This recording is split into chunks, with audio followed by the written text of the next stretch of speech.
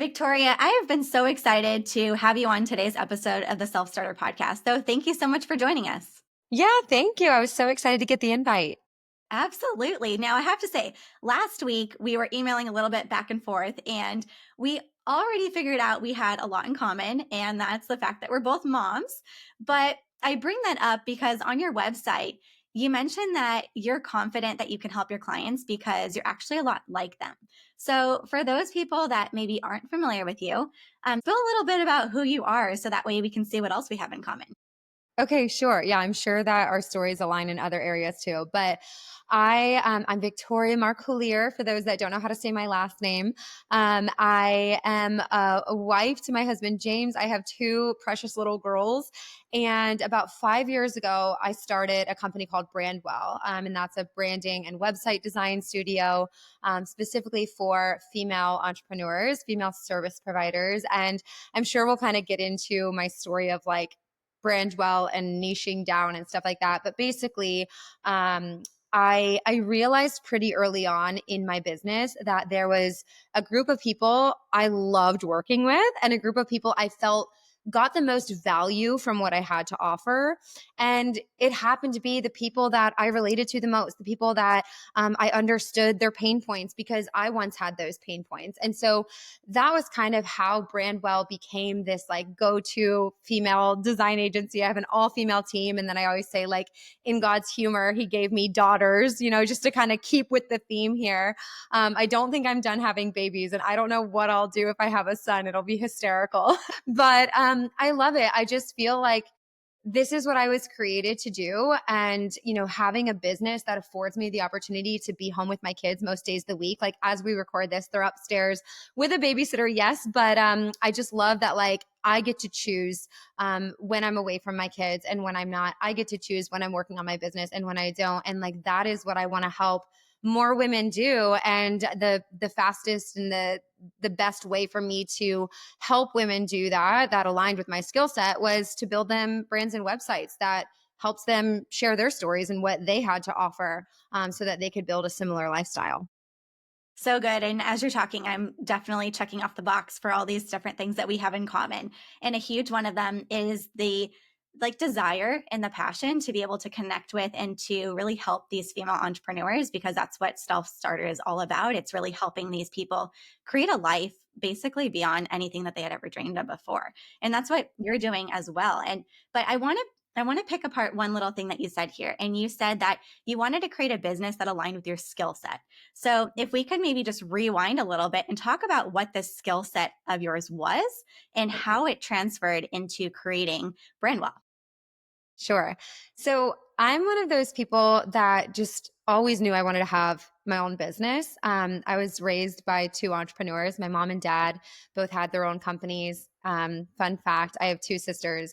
Everyone in my immediate family owns their own business. And everyone's doing really well, which is just so cool to see that. We say like props to mom and dad for, instilling some good lessons in us as entrepreneurship. But yeah, so I certainly tried my hand at a lot of things before I landed on Brandwell. And I say that to hopefully encourage some people who are in that like side hustle stage or like the idea stage of their business. Or maybe you've launched a couple businesses and they haven't worked out very well. Me too. I certainly tried my hand at day of wedding coordinating. I had an eBay business. I had done a lot of little things, just because I think that I had that like entrepreneurial gene passed down from me. I knew I wanted a business that afforded me flexibility. Like something that I loved about my childhood and my upbringing was that my mom, I never would have referred to her as like a working mom, which she did. She had an interior design business and she had great customers and, made a nice secondary income for our family. But she was just always there. She was always the one to drop me off at school in the morning. She was always the one to pick me up. And I loved that. And I want to now give that to my children. I want to be that present mother the way that I had a present mother growing up. And then I also just realized that like my dad, he had a business in another state actually. And he was the most present father. Like we had sport. I had three girls, but we all loved sports. So I did volleyball, I did tennis, my sisters did volleyball. Like we were just all in different things. And my dad had the ability to be at our games and then be in another state running his business the next day. And like, it was just what I saw modeled for me at a young age. So I knew that I wanted to be an entrepreneur. I didn't always know what it was going to look like.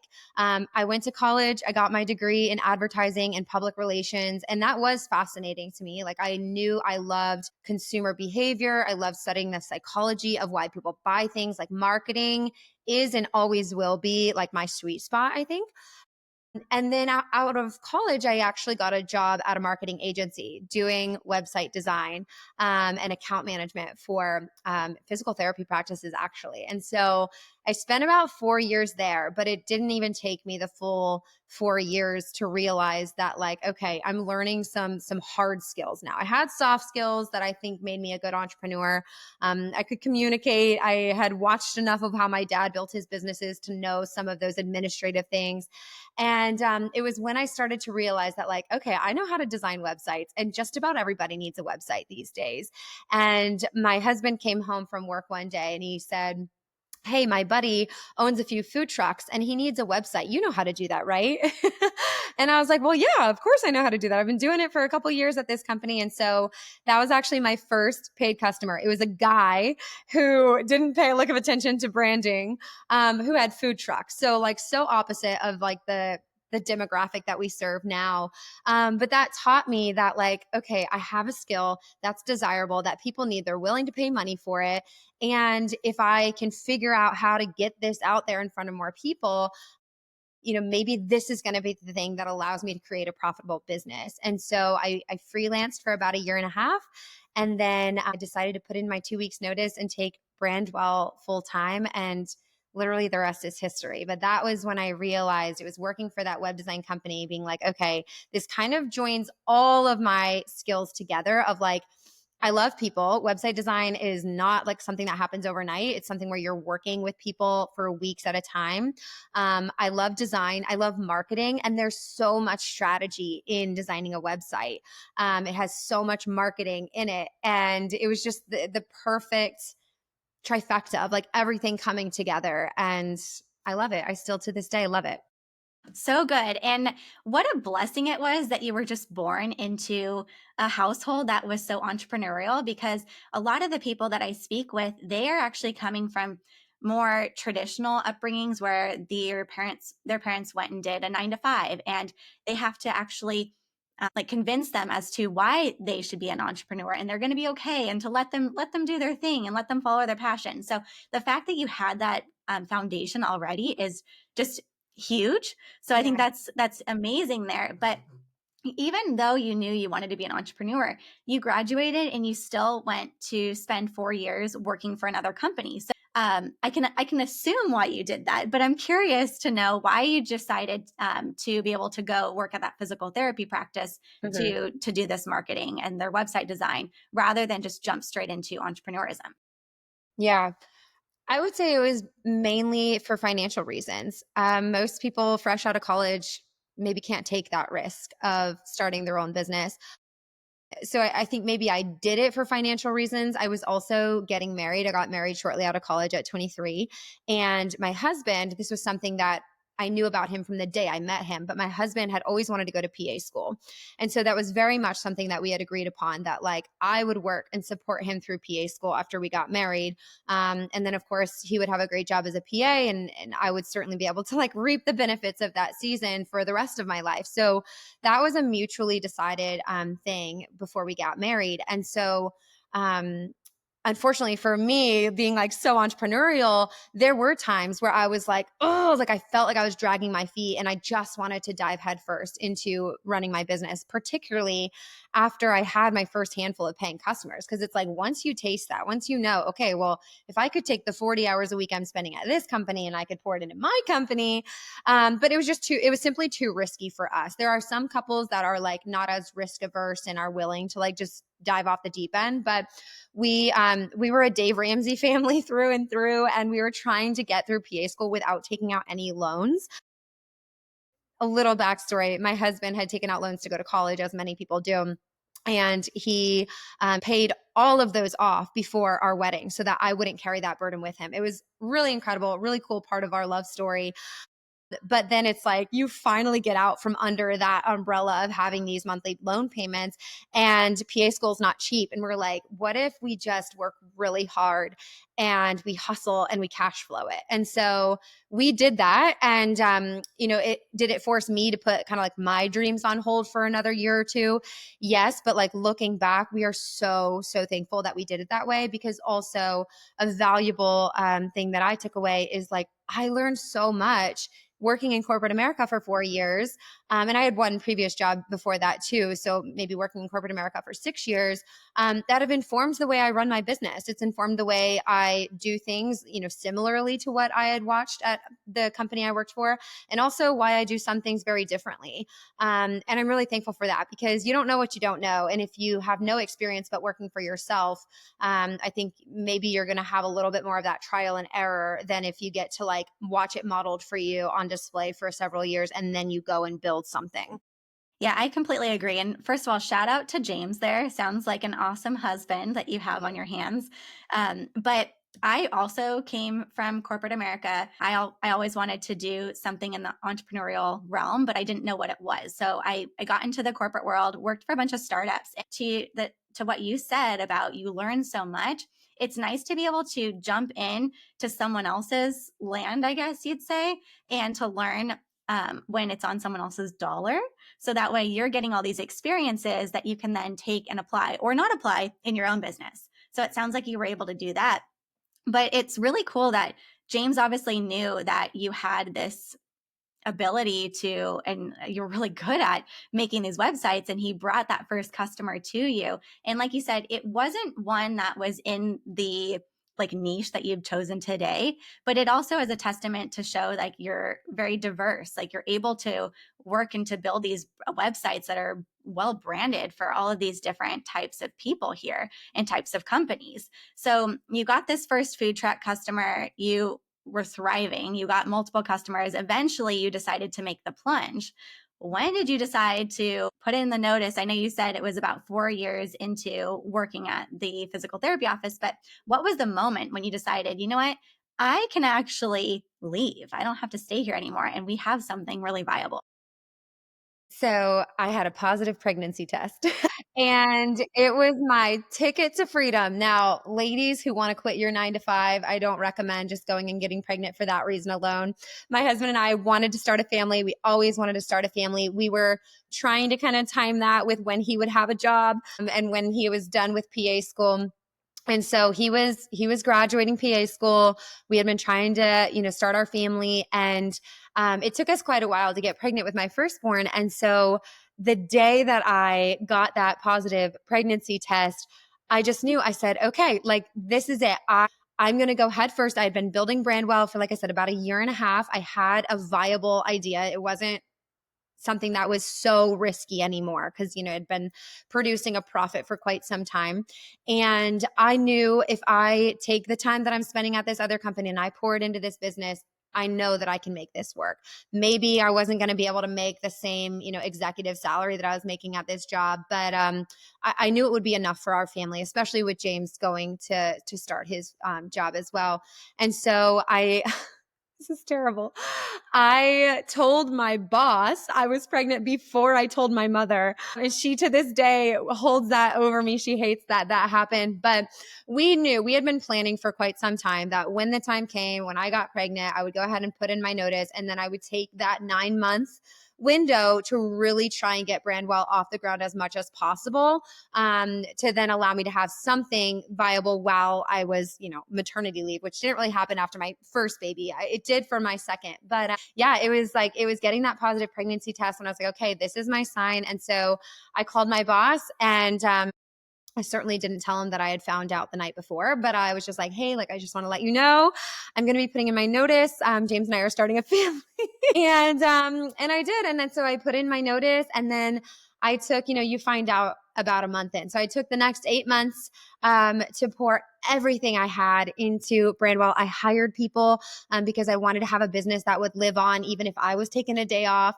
And I'm so glad I did. So that was really the catalyst to everything. Going all in was realizing that, okay, I'm going to have a family now. I know the type of mom I want to be, and just for me, I didn't see full-time daycare fitting into my vision of what I wanted for my family. And the company I worked for, that was what was required. Yeah, I went all in, and that's our story.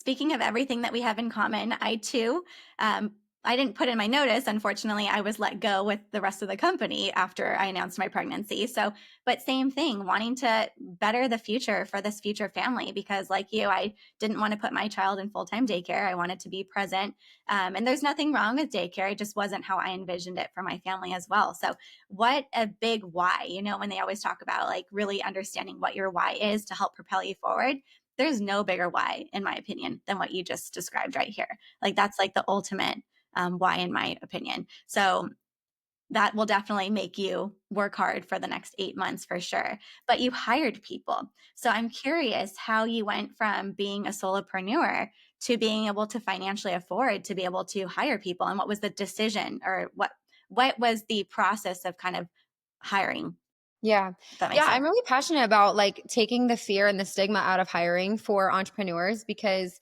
it's one of the only ways that I've been able to get where I am and, kind of scale my business at the same time that I'm growing my family. I had two babies in 3 years, and those were the most explosive 3 years for my business too. So I wouldn't always recommend you do it that way. But that was how it happened for me. And so what was nice about working in corporate America while side hustling for a year and a half is I had an income. I had somebody paying me to do my job, and the way I decided to do it was, even while I was still working full time, I brought on a freelance designer to help me work on Brandwell. So basically, it was like I was doing my job because they could pay me more than what I was paying myself, which was nothing. And I was taking a little bit of the profit that I was making through Brandwell, and I was just pouring that right back into the business because I didn't need that money to live off of since I had a job still. So that's also another great reason why, I strongly recommend like doing your time in corporate America. Because if you're able to start a business without so much financial pressure, I think it can make or break whether or not you stay in the game, because we can only sustain so much pressure for so long. We all have different thresholds. But I think for me, if I would have been like so worried about making ends meet, I probably wouldn't have lasted as long, because there were months where, sales are not as high or costs are higher. And that can be really overwhelming. But I had a job that was paying the bills. I brought on my first contractor while I was still working full time, and I had that salary there as my safety net. And then that taught me just the valuable lesson that if you can replicate yourself, you can make more, right? And so, if we only ever operate our businesses by ourselves, then we're limited to a lot of things. Number one is time. We all have the same amount of hours in a day, and you can only do so much within those hours. So whether you have kids or you have a full time job or you have other obligations vying for you, like your business will always be limited by the amount of time that you can pour into it. So if I was like, if I can take more hours to pour in that aren't coming out of my 24-hour pocket, then that's going to help me grow my business. The second thing is just, the skill and the creative ideas that are brought to the table. I knew that in a creative industry, like we all get in creative ruts. Like that's just part of it. And that's been a big part of why I have a larger team instead of keeping it like a really small team and just charging exorbitant rates, is because I value the creative diversity that I have on my team.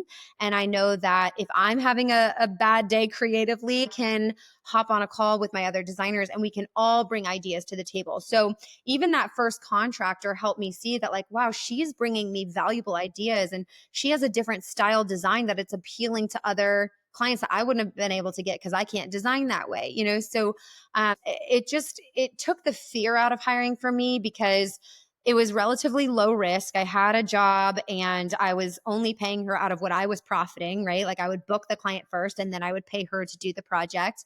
And once I tasted that, I just wanted more of it. And then to touch on the why, brought up just a moment ago of like why I started my business, to have the flexibility, like so many entrepreneurial women do, to have, be home with my kids. That why it did get me through the first year to 2 years of running Brandwell. And it was a strong motivator. But then my motivator started to really grow beyond myself. And this is something I actually really teach in terms of how to build a powerhouse brand. And it's you have to develop a motivator or a why or a mission that goes beyond yourself.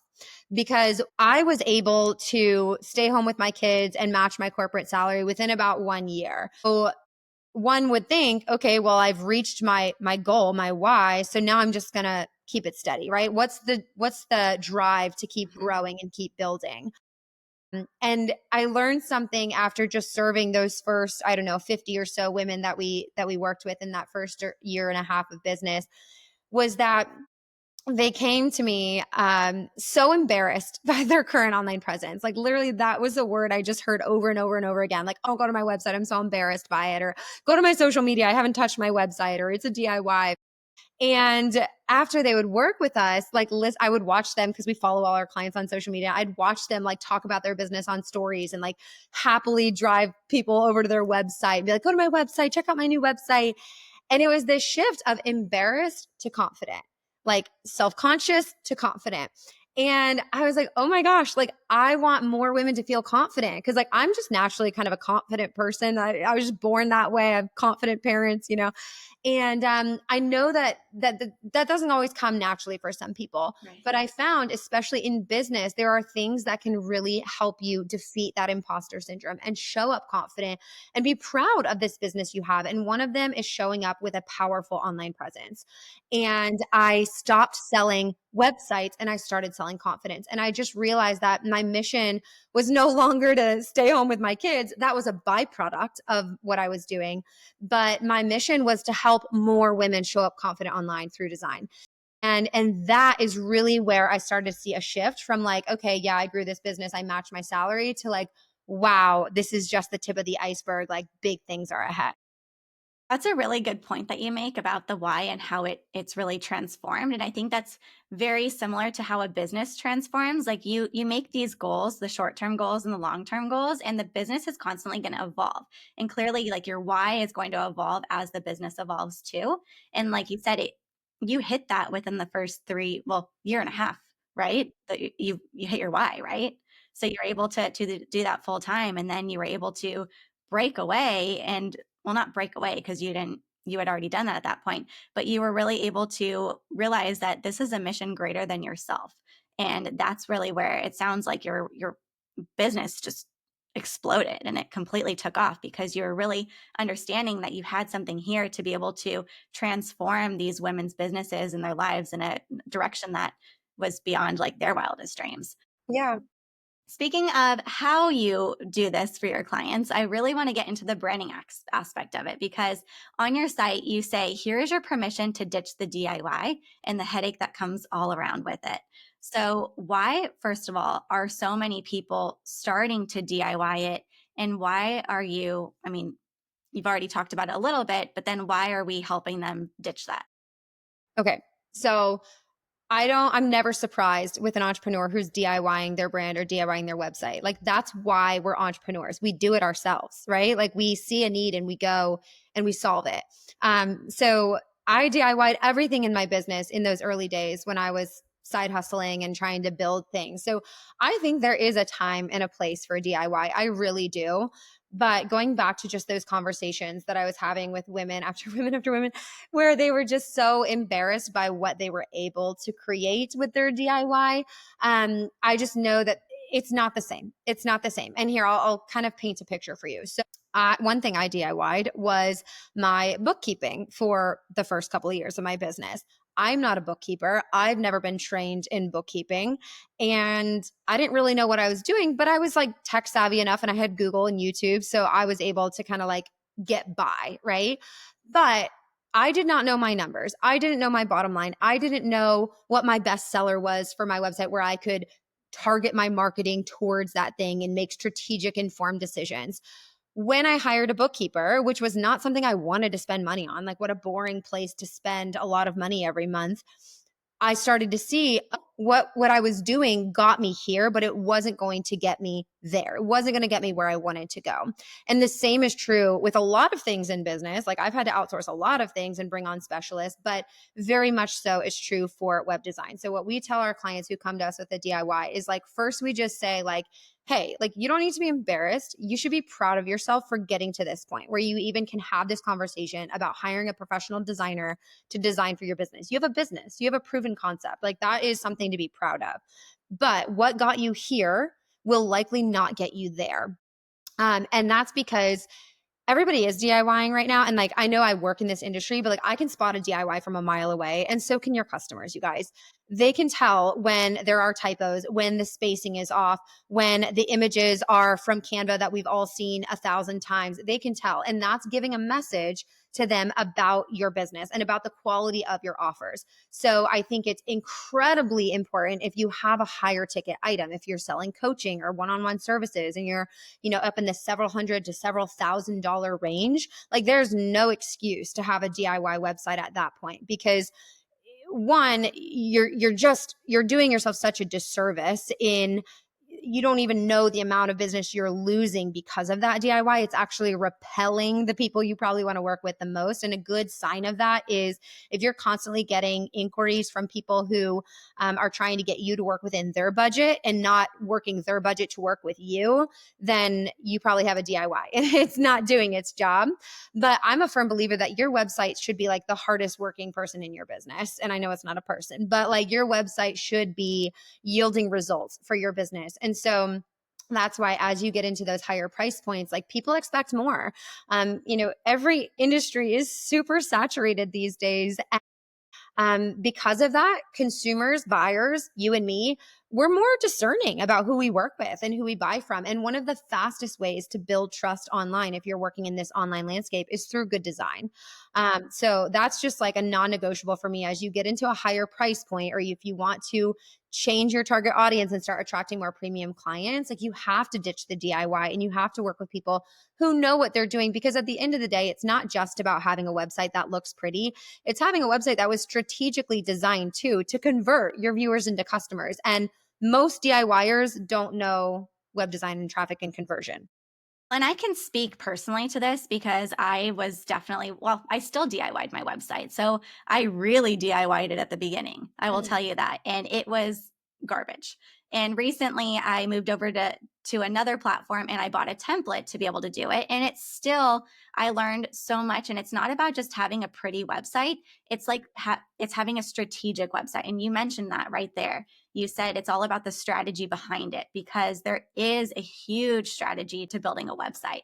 So when someone's like listening to this and they're thinking about, you know what, my website, it's okay. It's not perfect, but it's okay. Why would someone then come to you? Like, what strategically is your team doing to be able to really take their website from okay to this is yielding transformative results? Yeah. Well, first off, at Brandwell, like, and this kind of goes into why I built out an all-female team and why we only serve women is like, we seek to get to know you. We seek to get to know your why, your mission. And then secondary to that, we seek to get to know your audience and who you're serving. And then we take that information and we build a website around it. And the website really should be taking those customers that we just took the time to get to know on a strategic journey of getting to know you, learning what you have to offer, aligning those offers to their pain points, and then making it very easy for them to take that next step with you, whatever that is, to buy something, to book a consult. And so, the whole process, like we don't design websites in a week. We design websites over the course of a couple months, really, a month and a half or so, because we think a strategy informed design is the most, valuable thing you can do for your business. And so that's like the main thing I would say that we do is we take the time to get to know you and what you're selling and why the person on the other end needs that, right? And like not just selling bells and whistles, but actually selling like the benefit, the outcome, the confidence instead of the website, right? In my case. So that's like a really important thing. And then the other thing is like, and I think this one's a little bit of a cliche because it's just used all the time, but if you're banging your head against a wall trying to DIY your website, or even like, I'm sure you could speak to this with the template route, but like buying a template and then suddenly you spend a few weeks on it and now it no longer looks like the template that you bought, right? Yes. Like that is so frustrating. And when we spend a lot of time on tasks that we're not good at, that fuels our imposter syndrome. Like that just makes us feel like, why am I even in this? Even though no one expected you to be a great web designer. That's not your skill sets. That's not where your training lies, right? So freeing up their mind and therefore their time to operate in what they are skilled in and what's actually driving revenue, and then letting a professional come in and do what they're good at and operate in their skill set. And that's just like a blanket business rule of thumb. I was learning something the other day that's like really inspired me on like what it takes to get from 0 to 100,000 in your business, and then from 100 to 500,000, and then 500,000 to like getting to that $1 million price point. And so one of the things that they say is like the 0 to 100, it's typically just you, right? Like you can scale your business to six figures. And a lot of probably your listeners are on that journey now, or they've hit it. And it's like so exciting. I remember when I like hit that lucky little number, and like it was just so thrilling. And I've learned this, to get to that next stage, you have to bring on like a specialist, somebody who can come in and like take over one area of your business to free you up then to do other things. Okay. And then this is the stage now that I'm working towards and I would love to get to, but to get to a million, to get to that $1 million price point, like what got you to 500 is not going to get you to a million. And that's where you now have to have several specialists in. And so I think what happens with a lot of entrepreneurs is we just stay in the generalist, right? Like if you're an entrepreneur, you have like your one thing. Let's say you start a copywriting business. Like you're good at copywriting, but you're technically a generalist in every other thing that's required to run a business: bookkeeping, marketing, website design, all those things, right? So if you want to get to that next stage, let's say you bring on the website designer, bring on a specialist to help you grow your business in that way.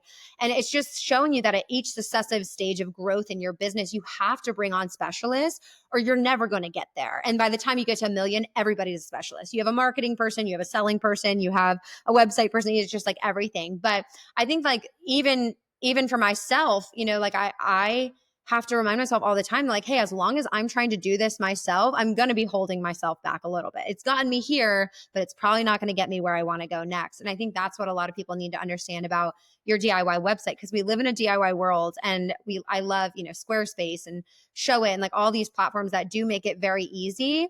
A DIY is great for the starting point. It's not great for the long term. Agreed. And I am a firm believer that sometimes it takes money to make money.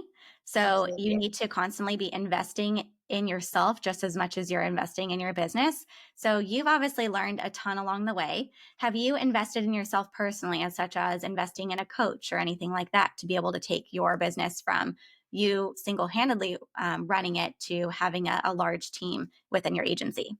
Yeah, I have. So I have a sales coach actually, and I've been working with her for 3 years.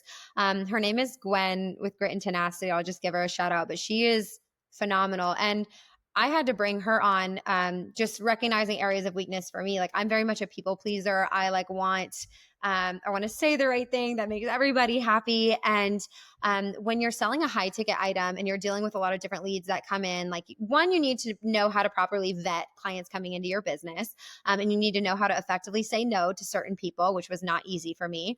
And then two, you need to be able to like follow up and hold people accountable. If they inquired to work with your business because they had a strong why and they knew that they needed website design, like now it's your responsibility to hold them through making that decision and not letting them get in their own head and talk themselves out of it.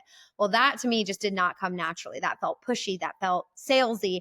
And so I brought on a sales coach, and she was incredible in dramatically transforming just my mindset around selling, and really giving me the confidence to really take Brandwell to that next level in terms of sales. So that's one of the things. But then like, yes, I invest in my business a lot, much to my husband's dismay. He thinks the only reason I have a business is just so I can spend money freely. But I think what you said is just, it's a good lesson to have, that like if you want to make money, especially the higher priced offer you have, it's required that you spend money. And I saw something, on social media several months back that really stuck with me. I thought it was a good quote. And it said, like, you need to spend your price point. So I have $6,000 full brand and website design price point. That's like our best seller. It's not our lowest ticket offer, and we have things that are more, but that's like the median range. And I had to ask myself earlier this year, have I ever spent $6,000 on an investment for my business? And this year I can say yes, I have. But it's good to spend your price point and realize, okay, this is what people expect out of this price point. Because this is the thing with a lot of people, like they want to raise their prices, they want to command premium rates, and they've never invested in a website, they've never invested in a coach, they've never invested anything even remotely close to what they're trying to get from their clients. And that will come through. That will come through, and people will be able to tell. That's when you feel like you're faking it till you make it. And like, that's just not a phrase I like to teach at Brandwell. And through my brand strategy course, the Branding Business School, is like, fake it till you make it is not a phrase you will hear from us. Like, we teach confidence, and that's informed by knowledge and like having a clear mission and vision for your business. Well, and speaking about what you do offer, how can people work with you? What are the different ways that people can hire Brandwell? Yeah. So, first off, I just mentioned our brand strategy course. This is like a really good point of entry for people who feel like their brand is all over the place, or they like think that they've done the preliminary branding work, like target audience, mission, vision, but they really haven't crafted like a cohesive brand identity. They don't know their brand voice. They don't know their key messages. They don't maybe know that like outcome statement of selling beyond like the features and the bells and whistles.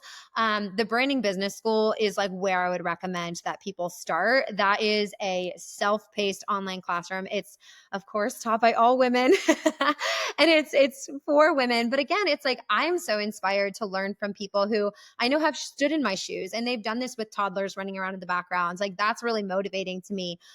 So I created this online classroom where other female founders are just, and myself, I teach most of the course, are teaching you the foundational knowledge of building a brand identity. Once you have that foundational idea, you know why you exist, you know who you serve, you know your help statements, all of those things. That's when design comes in. Most people jump right to design. And so then we have branding and we have website design. Those are like the two packages we have at Brandwell. And we've only had two packages for 4 years, and it works well. It doesn't overwhelm our customers, and we can easily guide them like, okay, this is what your business needs at this time. But something that is cool for people that are like ready to dive all in is the Branding Business School is included in our design services. We just know not everybody's ready to dive headfirst into, a $4,000 to $6,000 investment. So we created that like other option for them to get started with it. And then they can actually apply the price of their course into a design package at Brandwell. So those are the three ways that you can work with us, is through learning brand strategy. It's like coaching, and then branding and website design. I like that you have it simple for your clients to be able to know which direction they're going to start with. And for the majority of our listeners today, the branding business school is probably, like you said, the foundational part where it's a good entry point. But at some point, you really are going to need someone to be able to build your website, and more than just build your website, allow you to really feel confident as a businesswoman. So if someone is really enjoying this conversation today and really wants to finally show up confidently, where could they go ahead and find you? Yeah, well, of course, I'm going to say my website. Brandwelldesigns.com is our website. You can learn about the Branding Business School there. You can find our social links there. Everything is there for them on the website. Wonderful. And one last piece of advice that you could share with our listeners, what would you give them? I would say this is important with branding, and I have to work with a lot of people on this. I would say stop copying the competition. The fastest way to blend in is to try and look like everybody else in your industry. So sometimes that means put your blinders on. Sometimes that means actually unfollowing everyone else in your industry. That's also going to help your imposter syndrome if you struggle with that. But when you can learn how to just be uniquely yourself and to how to have your own approach to your business and your offers and how you serve people, that's going to help you build your brand faster because it's your brand. You're not trying to copy somebody else's. That's so good. Well, Victoria, thank you so much for this conversation. I know that this is something that was you built for women, and now it's being built by women. That was really bad. That was really corny. So, That's Victoria, okay. one second. Victoria, thank you so much for sharing your story today. I know that this is one that I will definitely remember for years to come. So, thank you so much. Thank you, Megan.